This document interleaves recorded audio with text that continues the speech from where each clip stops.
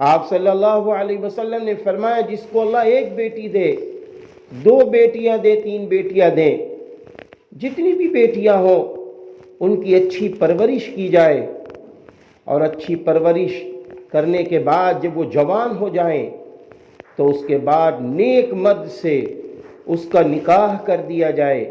تو آپ صلی اللہ علیہ وسلم نے فرمایا ایسی بیٹی کی ماں جنتی ہے، ایسی بیٹی کا باپ جنتی۔ دوسری روایت میں ہے کہ آپ صلی اللہ علیہ وسلم نے یہ بھی فرمایا کہ ایسی بیٹی کی ماں اور ایسی بیٹی کا باپ جنت میں مجھ سے اتنا قریب ہوگا جیسے یہ دو انگلیاں قریب ہوتی۔ قربان جائیے رسول اللہ صلی اللہ علیہ وسلم کی شفقتوں پر اور بچیوں کی محبت پر۔